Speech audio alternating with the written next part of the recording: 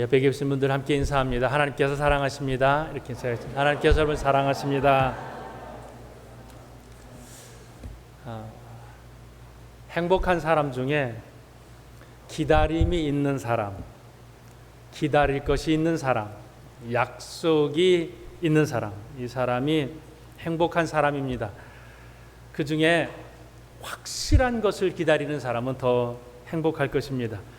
그래서 기다림에 따라서 우리의 행복과 불행이 정해지기도 합니다. 그런데 내가 기다리는 것이 확실하지 않으면, 그것이 허무함으로 끝나는 것이라면 그 기다림은 무의미할 것입니다. 성경에서는 수많은 기다림에 대하여서 이야기를 합니다. 그런데 그 기다림은 확실한 것이다 이렇게 말씀하고 있거든요. 그래서 그걸 뭐라고 표현하냐면 성취 이렇게 표현합니다. 약속이 있고 그 약속에 대한 현실, 그 기다림에 대한 현실, 이것이 성취입니다. 그런데 분명히 하나님께서 약속하신 것이 지금 성취되었는데, 이미 이루어졌는데, 이미 오셨는데 그것을 내가 모르고 있다면 그 축복은 나하고 아무 상관이 없는 것이 될 것입니다. 이스라엘 사람들이 메시아를 기다렸습니다. 이스라엘 전체의 사람들에게 어쩌면 가장 핵심적인 것이 될 수도 있을 겁니다. 이걸 뭐라고 표현하냐면 메시아 대망사상이에요. 민족 전체가 메시아를 기다려요. 그분이 오시면 달라진다는 것이죠. 그분이 오시면 새 세상이 된다라는 것입니다. 그래서 아무리 힘들고 어려운 일들이 이스라엘에게 있다 하더라도 그 고난을 잘 견디고 잘 이겨왔어요. 왜냐하면 메시아가 오실 것이기 때문에 그렇습니다. 근데 메시아가 오셨잖아요. 예수 그리스도께서 이 땅에 오셨습니다. 약속은 이루어졌는데 이 이스라엘 백성들이 오신 메시아를 잘 몰랐습니다. 그분이 오셨다는 것을 제대로 인정하지 못하고 또 그 오신 그분에 대한 축복을 잘 누리지 못했던 것이죠. 예수님께서 기적을 일으키시고 또 소경의 눈을 뜨게 하시고 죽은 자를 살리시고 병든 자를 고치시고 귀신을 내어쫓고 이적이 일어날 때는 와, 우리가 이거 하나님께 영광을 돌려야 된다 이렇게 좋아하다가도 정말 예수님을 온전한 구세주로 받아들이지 못하는 그러한 사람들이 많이 있었습니다. 또 기적을 볼 때에는 와, 예수님 했다가도 또 금방 예수님에 대한 믿음을 저버리는 그러한 사람들이 많이 있었던 것이죠. 그래서 이 메시아에 대한 마음이 그들의 중심이 아니라 자기식으로 예수님을 그렇게 믿고 받아들였던 이들이 많았던 것입니다. 예수님에 대한, 하나님에 대한 확실한 신앙이 확실하게 되지 않고 조금만 어려움이 생기면 그 믿음이 흔들리고 또 예수님이, 하나님이 나한테 계신가 안 계신가, 하나님이 나를 사랑하시는가 안 사랑하시는가, 처음 예수를 뜨겁게 믿을 때는 역시 하나님 나를 사랑하셔 했다가도 조그만 어려움을 만나게 되면 그 믿음이 흔들리는 우리의 현실 보게 되는 것이죠. 내 믿음이 이렇게 약했었나 생각하게 되는 것입니다. 흔들리는 믿음, 우리의 믿음이 아닌가 돌아보는 시간이 되었으면 좋겠고요. 오실 그분이 당신입니까? 라는 세례 요한의 질문은 나의 믿음은 너무 쉽게 흔들거리고 있습니다 라고 하는 말과 똑같은 말입니다. 왜 그럴까요? 세례 요한은 어떤 사람이에요? 세례 요한의 믿음이 흔들린다? 이것은 우리가 좀처럼 받아들이기 어려운 그런 부분입니다. 예수님보다 6개월 먼저 나셔서 광야에서 자랐고 멱두기와 석청을 먹으면서 광야에서 회개의 메시지를 선포했던 불같은 사람, 이 사람이 세례 요한이잖아요. 그런데 이 세례 요한이 흔들린다. 어떻게 이것을 우리가 받아들일 수 있을까요? 세례 요한은 이렇게 외쳤습니다. 예수님을 보고 보라, 세상 죄를 지고 가는 하나님의 어린 양이다. 예수님, 그분이 오시면 나는 그분의 신발끈도 풀을 수 없는 그렇게 연약한 사람이다. 그분은 흥하여야 하겠고 나는 쇠하여야 할 것이다. 그분은 높아져야 할 거고 나는 낮아져도 아무렇게나 돼도 상관이 없다라고 너무나도 분명한 메시지를 전했던 사람이 세례 요한입니다. 그런데 이 사람의 믿음이 흔들리고 있습니다. 지금 어디에서 예수님에게 제자를 보내냐면 지금 감옥 안에 있습니다. 왜 감옥 안에 있어요? 헤롯 안티파스에게 직언을 해서 그렇죠. 그의 동생이 로마로 여행하는 동안에 동생의 부인을 자기 아내로 삼았습니다. 불륜이죠. 백성들이 다 알았습니다. 왕이 그러면 돼? 동생의 부인을 취하면 돼? 이런 이야기들을 다 서로 사람들은 이야기를 하는데 누구 왕 앞에 가서 아니면 공공연하게 왕이 잘못됐다라고 말하는 사람이 없었습니다. 하나님의 말씀대로 살아야 한다라고 하는 바리새인들이든지 서기관들이든지 사두개인이든지 뭐 그들은 하나님 앞에 제대로 산다고 하면서도 왕 앞에서는 제대로 말하지 않았습니다. 요한만 말했죠. 옳지 않습니다. 어떻게 왕이 이럴 수 있습니까? 동생의 부인을 취하다니. 왕이 너무 싫어해서 감옥으로 가둬버렸습니다. 그 감옥 안에서 이제 예수님에 대하여서 궁금한 것이죠. 분명히 내가 그분의 길을 예비하고 회개의 세례를 선포하고 그분이 메시아라고 그렇게 말하고 또 요한의 제자 중에 몇몇 사람은 서너 명 정도는 예수님의 제자가 된다고 따라갔거든요. 내 제자였는데 예수님의 제자가 되도록 양보했습니다. 이렇게 됐으면 지금 감옥에 있고 뭔가 세상이 달라졌을 것으로 기대를 했던 것 같습니다. 어쩌면 예수님이 면회에 오셔서 나를 위로해 주실지 않을까, 혹은 어느 순간에 감옥문이 활짝 열려서 나를 빼내 주시지 않을까, 세상이 메시아가 왔으면 세상이 놀랍게 달라지고 변화가 일어나지 않을까, 이런 기대를 하지 않았을까 싶습니다. 메시아인데 예수님께서 말씀하시는 메시아가 아니라 내가 생각하는 메시아예요. 내가 만들어 놓은 하나님, 이런 거 되겠죠. 당시에 사람들이 가지고 있었던 열망, 어떤 메시아냐면요, 정치적 메시아, 혁명적 메시아, 이런 메시아를 기대하지 않았을까 싶습니다. 그래서 제자들을 보내서 예수님에게 묻는 거죠. 본인은 못 나가니까. 오실 그분이 당신입니까? 우리가 다른 일을 기다려야 합니까? 분명히 메시아를 자기가 소개했는데 메시아 맞습니까?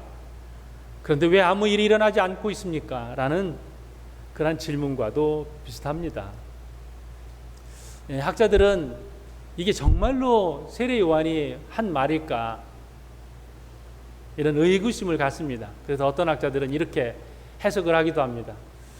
세례 요한의 믿음이 흔들린 것이 아니라 제자들이 하도 뭡니까 이게 의심하고 그러니까 너희들이 가서 직접 물어봐, 이래서 보냈다는 것이죠. 가면은 확실하게 너희들 믿음이 확실하게 될 거야, 이런 마음으로 본인은 의심하지 않지만 제자들이 하도 의심하니까 그래서 제자들을 보낸 거다, 이렇게 묻는 학자들이 있습니다. 근데 이건 말이 안 돼요. 왜냐하면 뒤에 예수님께서 세례 요한을 책망하는 그러한 말씀이 있기 때문에 이 해석은 옳지 않다라고 그렇게 평가를 합니다. 나로 인하여 실족하지 않는 자가 복이 있다, 예수님께서 이렇게 말씀하시거든요. 이 얘기는 뭐냐면 세례 요한은 지금 흔들리고 있다, 실족하고 있다, 실족하면 불행한 거다, 이렇게 말씀을 하시고 있다라고 하는 것이죠. 예수님에 대한 신앙, 그리고 예수님께서 그리스도이시라는 것, 이 믿음에서 흔들리지 말아야 한다는 예수님의 권면이 여기에 있습니다. 자, 이 세례 요한은 자신의 입장이 있는 것이죠. 자신은 메시아를 안내했고 그분은 오셨고 하나님의 나라가 지금 이루어지고 있습니다. 그러면 세례 요한은 어디에서 만족해야 되냐면 나는 할 일 다 했다. 나는 하나님의 나라를 보았고 나는 메시아를 보았다. 나는 이제 하나님께서 나를 불러가셔도 괜찮다. 이러한 만족 그리고 이러한 부분의 감사 이것이 있어야 되는데 흔들리고 있습니다.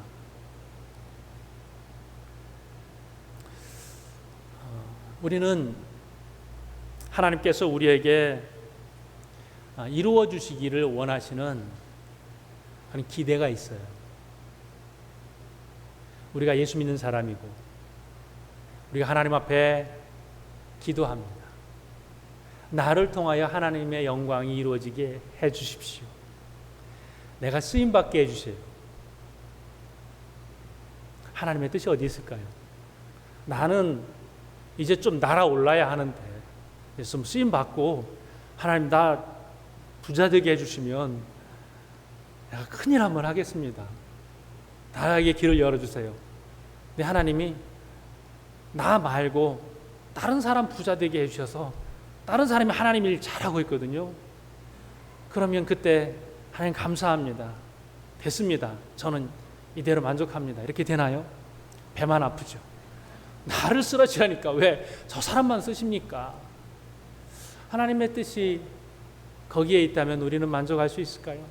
하나님 나라의 입장에서 하나님의 영광의 입장에서 우리가 뉴스를 보면서 선한 사람이 큰 일을 하는 것을 보면서 와 정말 놀랍습니다.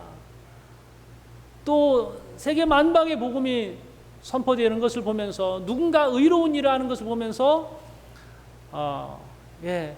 내가 정말로 하고 싶었던 것 이분이 하는 게 너무 놀랍습니다. 저는 됐습니다. 이렇게 지나갈 수 있을까요?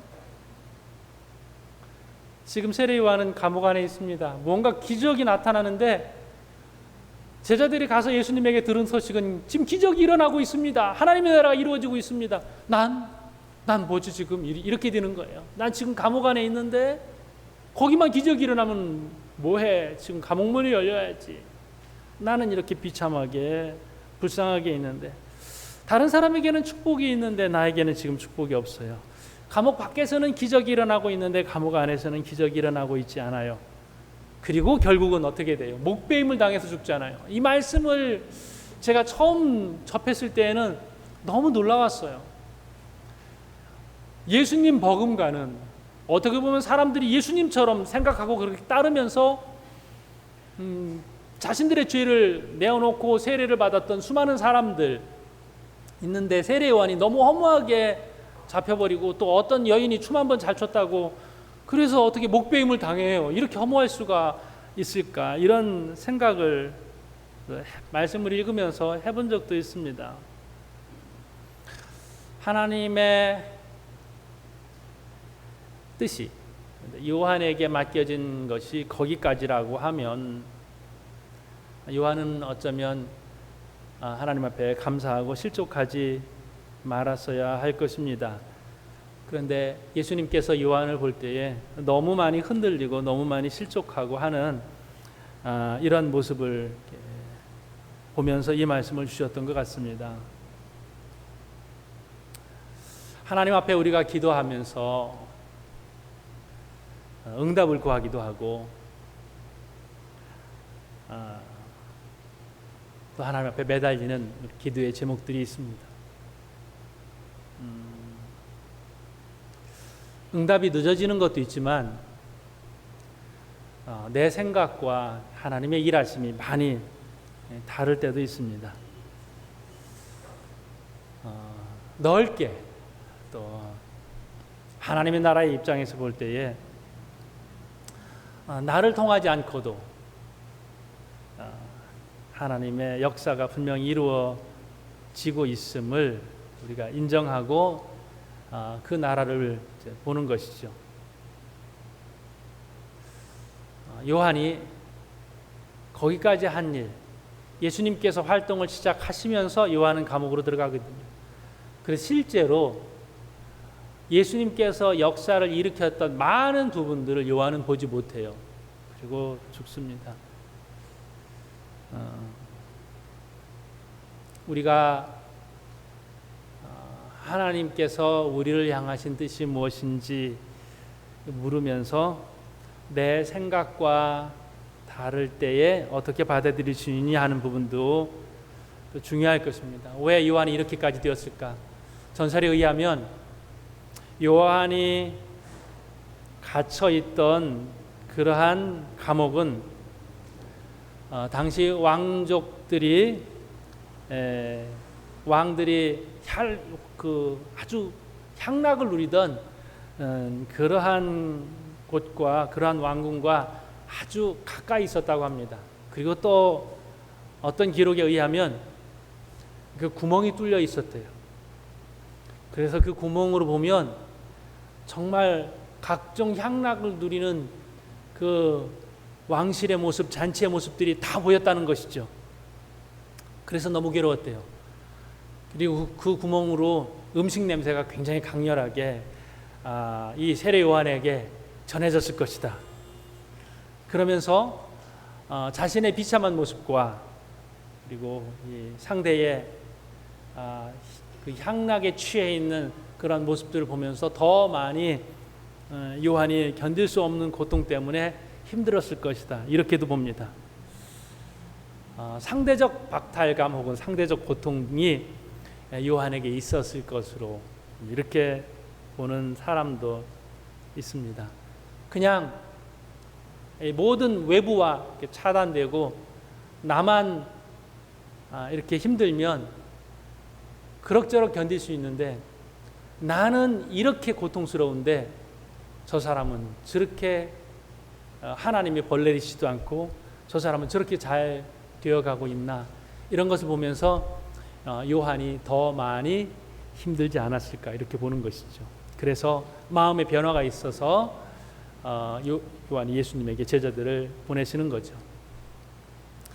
우리 시대에 우리가 견디기 힘든 부분 중에 하나가 무엇이냐면요, 정보가 너무 빨리 우리에게 온다라고 하는 것이죠. 전화가 없었으면, 인터넷이 이렇게 급속하게 발달되어 있지 않았으면, 혹은 SNS를 통해서 내 고등학교 동창이 그렇게 잘 나가는 모습을 내 눈으로 보지 않았으면 내가 이렇게 힘들지 않았을 텐데. 그러면서도 계속 보잖아요. 우리가 우리의 마음에 많은 비교들을 합니다. 나만 하는 게 아니에요. 여러분도 SNS에 뭔가를 올리면 어떻게 올리나요? 최대한 잘 찍힌 사진과 멋있어 보이는 레스토랑과 맛있어 보이는 음식과 그리고 행복해 보이는 표정, 그리고 거기에 김이 죽은 게 좀 다 빼고 아름다운 모습을 이렇게 올리면, 한국에 있는 그 어떤 지인들은 우리를 바라보면서 야, 외국에서 정말 행복해 보인다. 나도 이렇게 언제 한번 외국에 가서 살아보나. 뭐 이렇게 생각하는 사람도 있을 거예요. 그래서 이 시대에 수많은 정보들이 서로 오고 가면서 또 누군가가 잘 되고 행복해 보이는 그런 모습들을 보면서 나의 마음은 어떠한가?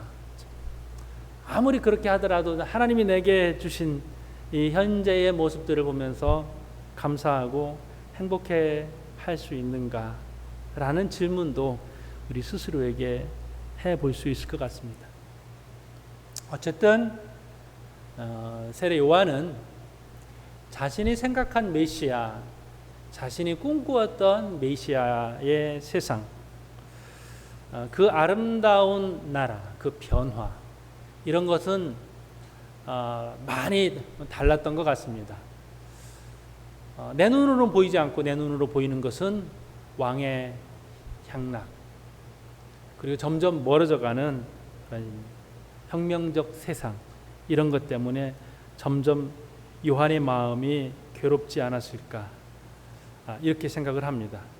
너무 그 시간이 길어지면 마음이 약해지는 거거든요. 처음에는 내가 강한 마음을 가지고 있다가도 그 시간들이 점점 길어지면서 마음이 약해지는 것이죠.